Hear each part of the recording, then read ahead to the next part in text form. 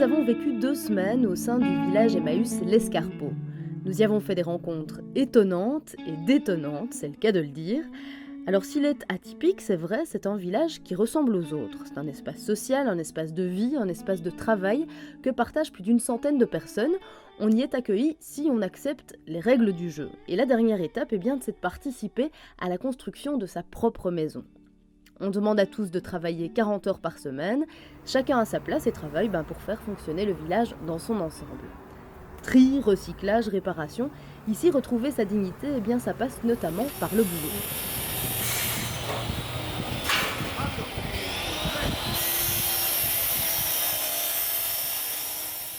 Alors on a été surpris en le découvrant, mais chaque jour, des centaines de clients s'amassent aux portes du village pour acheter les vêtements, les meubles qui ont été réparés par la communauté.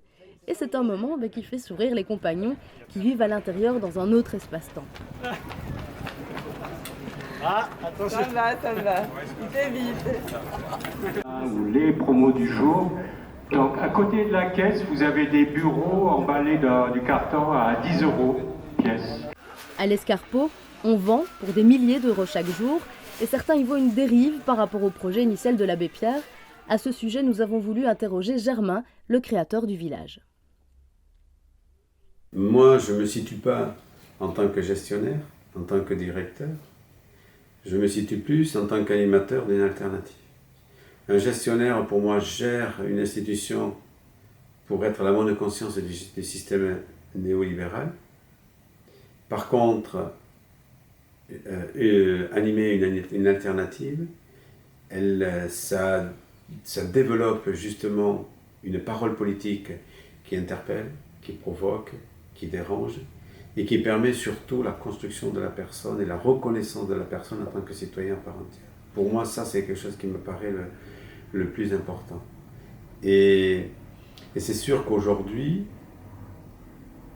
avec toute l'évolution qu'on a fait, on se retrouve à être une des plus grosses communautés de France, ou la plus grosse communauté de France, ce qui est dommage. Ça veut dire qu'Emmaüs devrait disparaître, mais Emmaüs se développe. Ça veut dire que le système capitaliste développe de plus en plus de précarité, de plus en plus d'exclusion, de plus en plus de misère.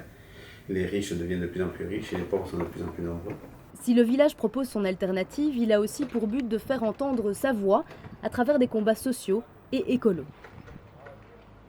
Quand on fait le festival des réseaux des semences, c'est un choix politique. Quand on va faucher des champs d'OGM ou qu'on reçoit des faucheurs d'OGM ici, c'est un choix politique. Quand on va voir Marina Leda, quand on va en Bolivie, quand on fait un musée ici latino-américain qui va présenter la politique d'Amérique latine, les politiques d'Amérique latine, où je dis qu'il démontre par A plus B que la politique européenne elle est sous-développée, qu'on doit prendre et que l'on doit aller se former avec la politique sociale d'Amérique latine. Tu comprends? C'est un choix de faire un musée ici.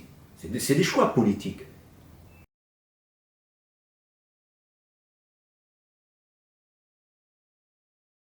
Si on sait utiliser Emmaüs, aussi bien sur le plan personnel, sur le plan économique, sur le plan social, même sur le plan politique, on peut vraiment grandir en tant que citoyen à part entière.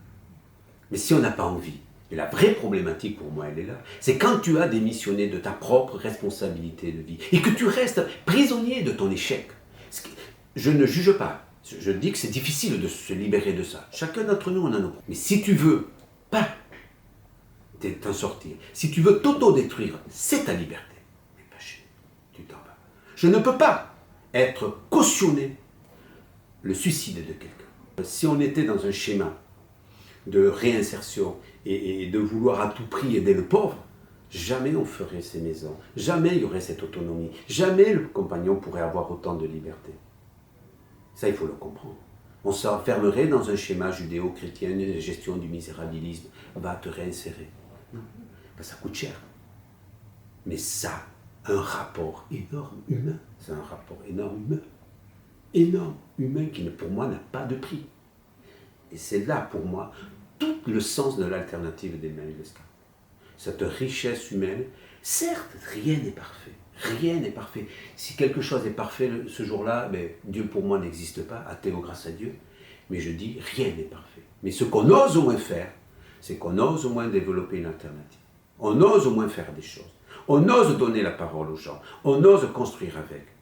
Et c'est ça que moi, mon objectif, à moi, depuis 30 ans, à Emmaüs l'Escarpeau. À Emmaüs l'Escarpeau, il y a ceux qui vivent ici depuis quelques années ou depuis le début du projet. Il y a des compagnons de passage, des visiteurs, des curieux. Chaque personne que nous avons rencontrée nous a exprimé sa propre vision du village. Chacun l'expérimente à sa manière. Et elle est peut-être là, la richesse de ce lieu, dans ce perpétuel bouillonnement, ces remises en question nécessaires, ce mélange des genres. Un village qui finalement ne ressemble à aucun autre.